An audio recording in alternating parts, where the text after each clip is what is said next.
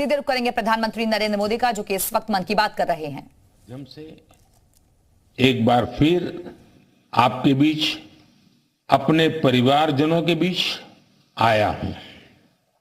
एक बड़ी प्यारी सी उक्ति है, इति विदा पुनर्मिलनाय। इसका अर्थ भी उतना ही प्यारा है। मैं विदा लेता हूं फिर मिलने के लिए। इसी भाव से मैंने फरवरी में आपसे कहा था कि चुनाव नतीजों के बाद फिर मिलूंगा, और आज मन की बात के साथ मैं आपके बीच फिर हाजिर हूं। उम्मीद है आप सब अच्छे होंगे, घर में सबका स्वास्थ्य अच्छा होगा। और अब तो मानसून भी आ गया है, और जब मानसून आता है तो मन भी आनंदित हो जाता है। आज से फिर एक बार हम मन की बात में ऐसे देशवासियों की चर्चा करेंगे जो अपने कामों से समाज में, देश में बदलाव ला रहे हैं। हम चर्चा करेंगे हमारी समृद्ध संस्कृति की, गौरवशाली इतिहास की और विकसित भारत के प्रयास की। साथियों, फरवरी से लेकर अब तक जब भी महीने का आखिरी रविवार आने को होता था, तब मुझे आपसे इस संवाद की बहुत कमी महसूस होती थी। लेकिन मुझे ये देखकर बहुत अच्छा भी लगा कि इन महीनों में आप लोगों ने मुझे लाखों संदेश भेजे। मन की बात रेडियो प्रोग्राम भले ही कुछ महीने बंद रहा हो, लेकिन मन की बात का जो स्पिरिट है, देश में, समाज में हर दिन अच्छे काम, निस्वार्थ भावना से किए गए काम, समाज पर पॉजिटिव असर डालने वाले काम निरंतर चलते रहे। चुनाव की खबरों के बीच निश्चित रूप से मन को छू जाने वाली ऐसी खबरों पर आपका ध्यान गया होगा। साथियों, मैं आज देशवासियों को धन्यवाद भी करता हूं कि उन्होंने हमारे संविधान और देश की लोकतांत्रिक व्यवस्थाओं पर अपना अटूट विश्वास दोहराया है। 24 का चुनाव दुनिया का सबसे बड़ा चुनाव था। दुनिया के किसी भी देश में इतना बड़ा चुनाव कभी नहीं हुआ, जिसमें 65 करोड़ लोगों ने वोट डाले हैं। मैं चुनाव आयोग और मतदान की प्रक्रिया से जुड़े हर व्यक्ति को इसके लिए बधाई देता हूं। मेरे प्यारे देशवासियों, आज 30 जून का यह दिन बहुत ही महत्वपूर्ण है। इस दिन को हमारे आदिवासी भाई बहन हूल दिवस के रूप में मनाते हैं। यह दिन वीर सिद्धो कान्हू के अदम्य साहस से जुड़ा है, जिन्होंने विदेशी शासकों के अत्याचार का पुरजोर विरोध किया था। वीर सिद्धो कान्हू ने हजारों संथाली साथियों को एकजुट करके अंग्रेजों का जी जान से मुकाबला किया। और जानते हैं ये कब हुआ था? ये हुआ था 1855 में। यानी ये 1857 में भारत के प्रथम स्वतंत्रता संग्राम से भी 2 साल पहले हुआ था।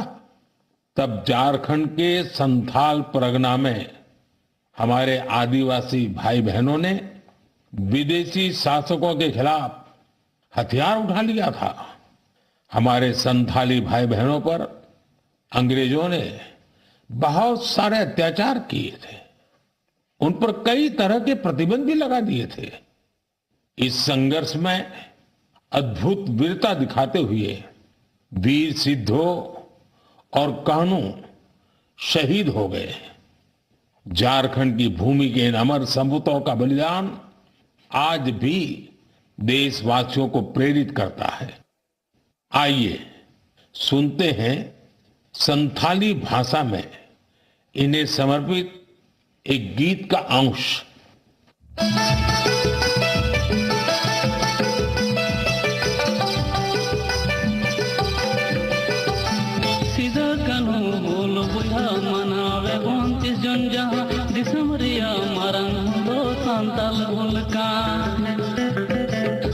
हुंदो आंदोड़ लेना इंग्रे कानून भंगोड़ लेना जुमे बंजाओ एसपीटी अकेला गोएना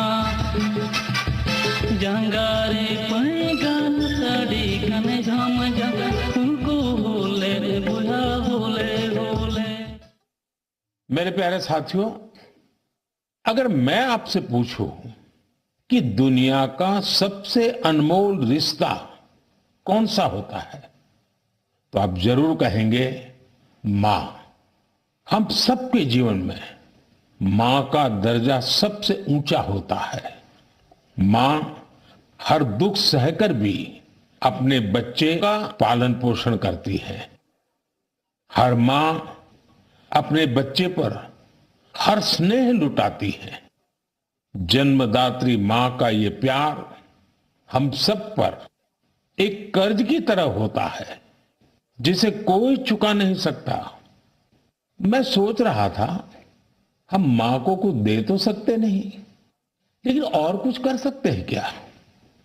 इसी सोच में से इस वर्ष विश्व पर्यावरण दिवस पर एक विशेष अभियान शुरू किया गया है।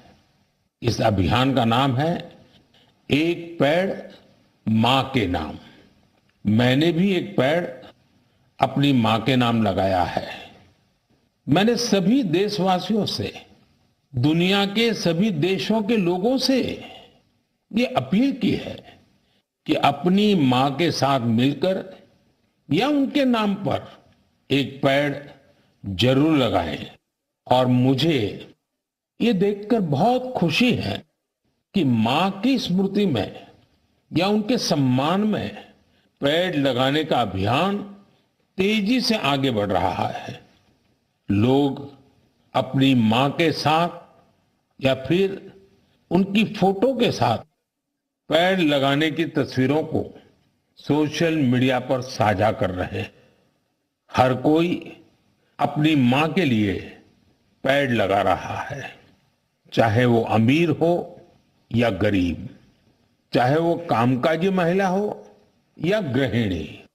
इस अभियान ने सबको मां के प्रति अपना स्नेह जताने का समान अवसर दिया है। वो अपनी तस्वीरों को #प्लांट4मदर और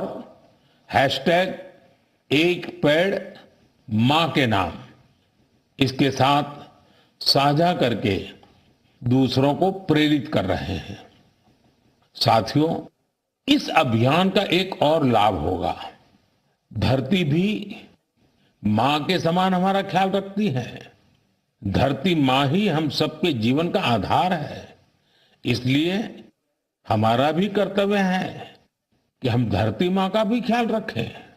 मां के नाम पेड़ लगाने के अभियान से अपनी मां का सम्मान तो होगा ही होगा, धरती मां की भी रक्षा होगी।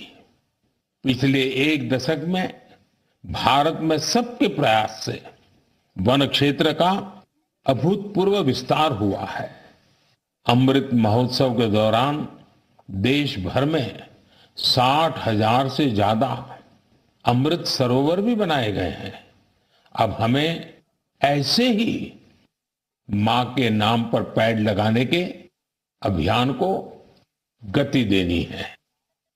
मेरे प्यारे देशवासियों, देश के अलग अलग हिस्सों में मानसून तेजी से अपना रंग बिखेर रहा है और बारिश के इस मौसम में सबके घर में जिस चीज की खोज शुरू हो गई है वो है छाता। मन की बात में आज मैं आपको एक खास तरह के छातों के बारे में बताना चाहता हूं।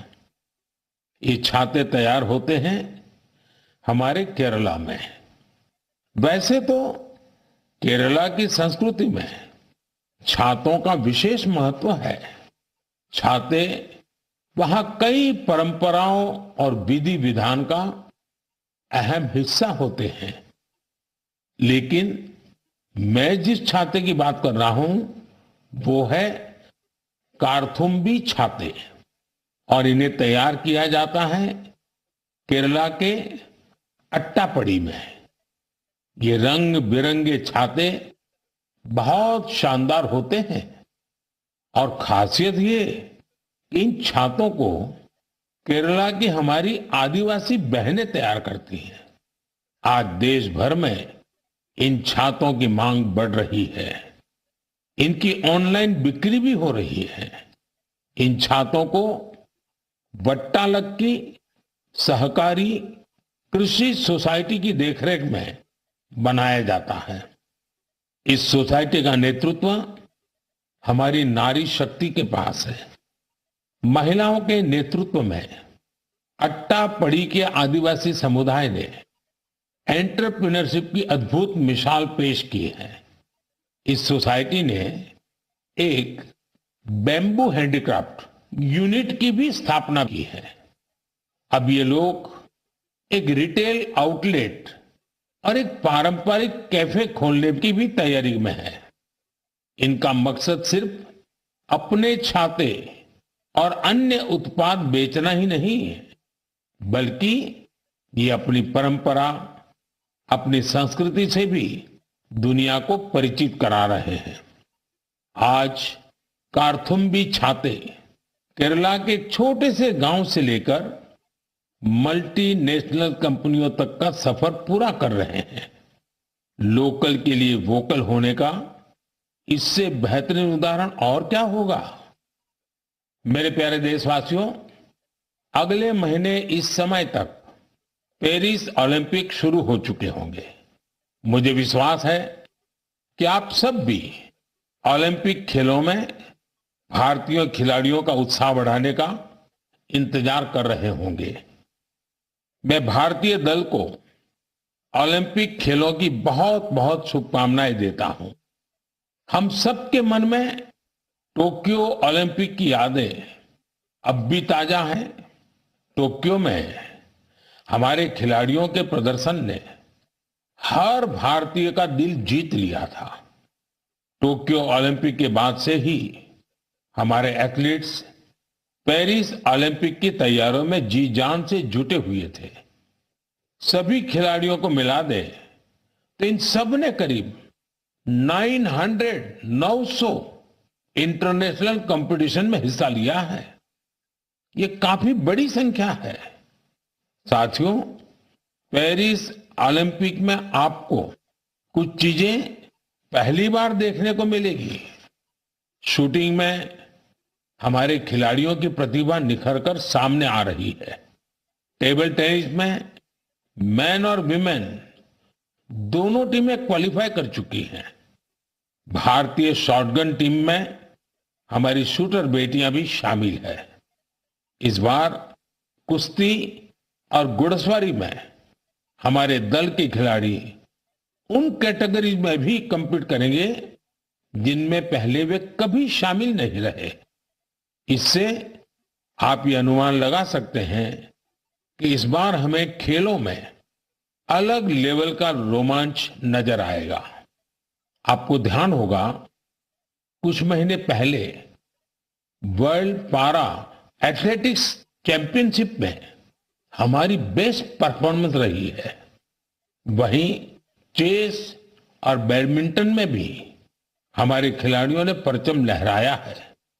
अब पूरा देश ये उम्मीद कर रहा है कि हमारे खिलाड़ी ओलंपिक्स में भी बेहतरीन प्रदर्शन करेंगे।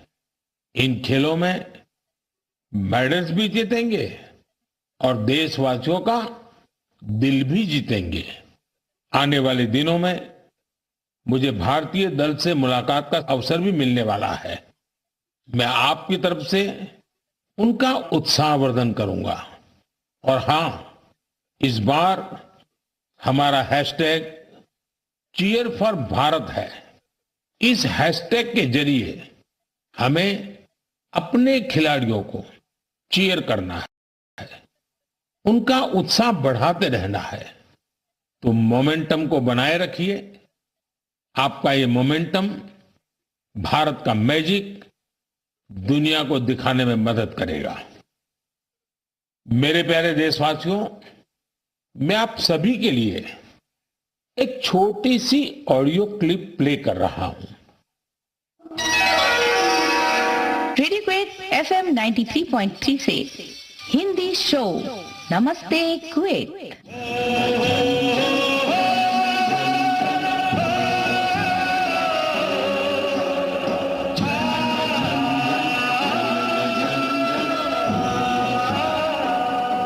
एक ऐसा कार्यक्रम जिसमें हम बात करेंगे कुवैत भारत संबंध के बारे में, कुवैत भारत संस्कृति के बारे में और उस रिश्ते के बारे में जो दोनों देशों को अलग अलग क्षेत्रों में जोड़ता है। इस रेडियो कार्यक्रम को सुनकर आप भी हैरत में पड़ गए ना? तो आइए आपको इसके पीछे की पूरी बात बताते हैं। दरअसल ये कुवैत रेडियो के एक प्रसारण की क्लिप है। अब आप सोचेंगे कि बात हो रही है कुवैत की, तो वहां हिंदी कहां से आ गई? दरअसल कुवैत सरकार ने अपने नेशनल रेडियो पर एक विशेष कार्यक्रम शुरू किया है और वो भी हिंदी में। कुवैत रेडियो पर हर रविवार को इसका प्रसारण आधे घंटे के लिए किया जाता है। इसमें भारतीय संस्कृति के अलग अलग रंग शामिल होते हैं। हमारी फिल्में और कला जगत से जुड़ी चर्चाएं वहां भारतीय समुदाय के बीच बहुत लोकप्रिय हैं। मुझे तो यहां तक बताया गया है कि कुवैत के स्थानीय लोग भी इसमें खूब दिलचस्पी ले रहे हैं। मैं कुवैत की सरकार और वहां के लोगों का हृदय से धन्यवाद करता हूं जिन्होंने ये शानदार पहल की है। साथियों, आज दुनिया भर में हमारी संस्कृति का जिस तरह गौरवगान हो रहा है, उससे किस भारतीय को खुशी नहीं होगी? अब जैसे तुर्कमेनिस्तान में इस साल मई में वहां के राष्ट्रीय कवि की 300वीं जन्म जयंती मनाई गई। इस अवसर पर तुर्कमेनिस्तान के राष्ट्रपति ने दुनिया के 24 प्रसिद्ध कवियों की प्रतिमाओं का अनावरण किया। इनमें से एक प्रतिमा गुरुदेव रविंद्रनाथ टैगोर जी की भी है। ये गुरुदेव का सम्मान है, भारत का सम्मान है। इसी तरह जून के महीने में 2 कैरेबियाई देश सूरीनाम और सेंट विंसेंट एंड द ग्रेनाडिस ने अपने इंडियन हेरिटेज को पूरे जोश और उत्साह के साथ सेलिब्रेट किया। सूरीनाम में हिंदुस्तानी समुदाय हर साल 5 जून को इंडियन अराइवल डे और प्रवासी दिन के रूप में मनाता है। यहां तो हिंदी के साथ ही भोजपुरी भी खूब बोली जाती है। सेंट विंसेंट एंड द ग्रेनाडिस में रहने वाले हमारे भारतीय मूल के भाई बहनों की संख्या भी करीब 6000 है। उन सबको अपनी विरासत पर बहुत गर्व है। 1 जून को इन सब ने इंडियन अराइवल डे को जिस धूमधाम से मनाया, उससे उनकी ये भावना साफ झलकती है। दुनिया भर में भारतीय विरासत और संस्कृति का जब ऐसा विस्तार दिखता है तो हर भारतीय को गर्व होता है। साथियों, इस महीने पूरी दुनिया ने 10वें योग दिवस को भरपूर उत्साह और उमंग के साथ मनाया है। मैं भी जम्मू कश्मीर के श्रीनगर में आयोजित योग कार्यक्रम में शामिल हुआ था। कश्मीर में युवाओं के साथ साथ बहनों बेटियों ने भी योग दिवस में बढ़ चढ़ करके हिस्सा लिया। जैसे जैसे योग दिवस का आयोजन आगे बढ़ रहा है, नए नए रिकॉर्ड्स बन रहे हैं। दुनिया भर में योग दिवस ने कई शानदार उपलब्धियां हासिल की हैं। सऊदी अरब में पहली बार एक महिला अल हनौफ साद ने कॉमन योगा प्रोटोकॉल को लीड किया। ये पहली बार है जब किसी सऊदी महिला ने किसी मेन योगा सेशन को इंस्ट्रक्ट किया हो। इजिप्ट में इस बार योग दिवस पर एक फोटो कंपटीशन का आयोजन किया गया। नील नदी के किनारे, रेड सी के बीचेज पर और पिरामिडों के सामने योग करते लाखों लोगों की तस्वीरें बहुत लोकप्रिय हुई। अपने मार्बल बुद्धा स्टैचू के लिए प्रसिद्ध म्यांमार का मारा विजया पैगोडा कॉम्प्लेक्स दुनिया में मशहूर है। यहां भी 21 जून को शानदार योगा सेशन का आयोजन हुआ। बहरीन में दिव्यांग बच्चों के लिए एक स्पेशल कैंप का आयोजन किया गया। श्रीलंका में यूनेस्को हेरिटेज साइट के लिए मशहूर गोल्फ फोर्ट में एक यादगार योगा सेशन हुआ। अमेरिका के न्यूयॉर्क में ऑब्जर्वेशन डेक पर भी लोगों ने योग किया। मार्शल आइलैंड पर भी पहली बार बड़े स्तर पर हुए योग के कार्यक्रम में यहां के राष्ट्रपति जी ने भी हिस्सा लिया। भूटान के थिम्पू में भी एक बड़ा योग दिवस का कार्यक्रम हुआ, जिसमें मेरे मित्र प्रधानमंत्री टोबगे भी शामिल हुए। यानी दुनिया के कोने कोने में योग करते लोगों के विहंगम दृश्य हम सब ने देखे। मैं योग दिवस में हिस्सा लेने वाले सभी साथियों का हृदय से आभार व्यक्त करता हूं। मेरा आपसे एक पुराना आग्रह भी रहा है। हमें योग को केवल एक दिन का अभ्यास नहीं बनाना है। आप नियमित रूप से योग करें। इससे आप अपने जीवन में सकारात्मक बदलावों को जरूर महसूस करेंगे। साथियों, भारत के कितने ही प्रोडक्ट्स हैं जिनकी दुनिया भर में बहुत डिमांड है, और जब हम भारत के किसी लोकल प्रोडक्ट को ग्लोबल होते देखते हैं तो गर्व से भर जाना स्वाभाविक है। ऐसा ही एक प्रोडक्ट है अराकू कॉफी। अराकू कॉफी आंध्र प्रदेश के अल्लूरी सीताराम राजू जिले में बड़ी मात्रा में पैदा होती है। ये अपने रिच फ्लेवर और अरोमा के लिए जानी जाती है। अराकू कॉफी की खेती से करीब 1.5 लाख आदिवासी परिवार जुड़े हुए हैं। अराकू कॉफी को नई ऊंचाई देने में गिरिजन कोऑपरेटिव की बहुत बड़ी भूमिका रही है। इसने यहां के किसान भाई बहनों को एक साथ लाने का काम किया और उन्हें अराकू कॉफी की खेती के लिए प्रोत्साहन दिया। इससे इन किसानों की कमाई भी बहुत बढ़ गई है। इसका बहुत लाभ कोंडा डोरा आदिवासी समुदाय को भी मिला है।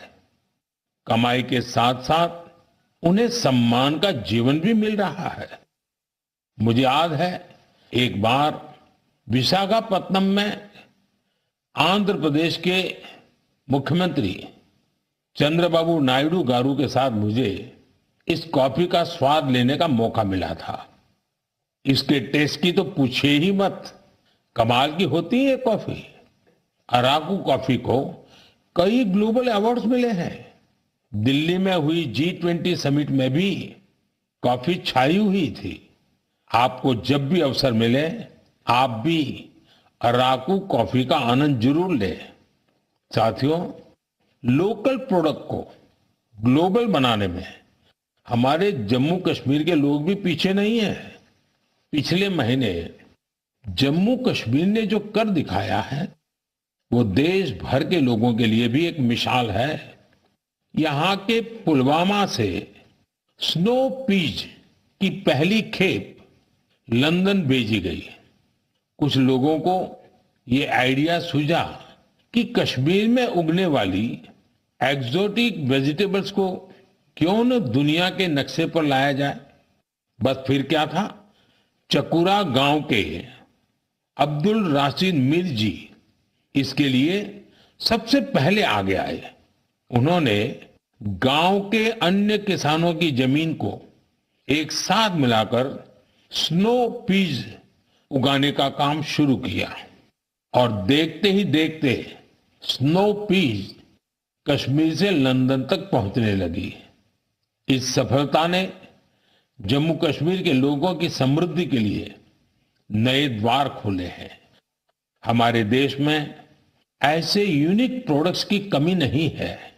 आप ऐसे प्रोडक्ट्स को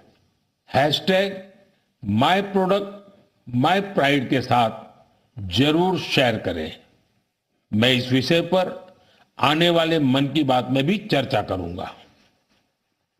मम प्रियाः देशवासिनः अद्य अहम किंचित चर्चा संस्कृत भाषायाम आरभे। आप सोच रहे होंगे कि मन की बात में अचानक संस्कृत में क्यों बोल रहा हूं। इसकी वजह है आज संस्कृत से जुड़ा एक खास अवसर। आज 30 जून को आकाशवाणी का संस्कृत बुलेटिन अपने प्रसारण के 50 साल पूरे कर रहा है। 50 वर्षों से लगातार इस बुलेटिन ने कितने ही लोगों को संस्कृत से जोड़े रखा है। मैं ऑल इंडिया रेडियो परिवार को बधाई देता हूं। साथियों, संस्कृत की प्राचीन भारतीय ज्ञान और विज्ञान की प्रगति में बड़ी भूमिका रही है। आज के समय की मांग है कि हम संस्कृत को सम्मान भी दें और उसे अपने दैनिक जीवन से भी जोड़ें। आजकल ऐसा ही एक प्रयास बेंगलुरु में कई और लोग कर रहे हैं। बेंगलुरु में एक पार्क है, कब्बन पार्क।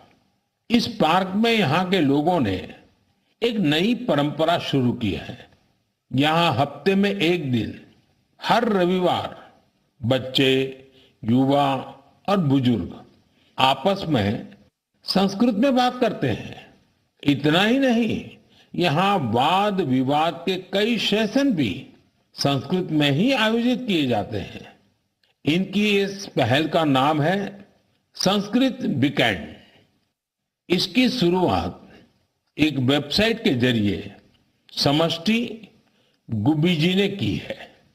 कुछ दिनों पहले ही शुरू हुआ ये प्रयास बेंगलुरु वासियों के बीच देखते ही देखते काफी लोकप्रिय हो गया है। अगर हम सब इस तरह के प्रयास से जुड़े तो हमें विश्व की इतनी प्राचीन और वैज्ञानिक भाषा से बहुत कुछ सीखने को मिलेगा। मेरे प्यारे देशवासियों, मन की बात के इस एपिसोड में आपसे जुड़ना बहुत अच्छा रहा। अब ये सिलसिला फिर पहले की तरह चलता रहेगा। अब से एक सप्ताह बाद पवित्र रथ यात्रा की शुरुआत होने जा रही है। मेरी कामना है कि महाप्रभु जगन्नाथ की कृपा सभी देशवासियों पर सदैव बनी रहे। अमरनाथ यात्रा भी शुरू हो चुकी है और अगले कुछ दिनों में पंढरपुर वारी भी शुरू होने वाली है। मैं इन यात्राओं में शामिल होने वाले सभी श्रद्धालुओं को शुभकामनाएं देता हूं। आगे कच्छी नववर्ष, आषाढ़ी बीज का त्योहार भी है। इन सभी पर्व त्योहारों के लिए भी आप सभी को ढेर सारी शुभकामनाएं। मुझे विश्वास है कि पॉजिटिविटी से जुड़े जन भागीदारी के ऐसे प्रयासों को आप मेरे साथ अवश्य शेयर करते रहें। मैं अगले महीने आपके साथ फिर से जुड़ने की प्रतीक्षा कर रहा हूं। तब तक आप अपना भी, अपने परिवार का ध्यान रखिए। बहुत बहुत धन्यवाद। नमस्कार।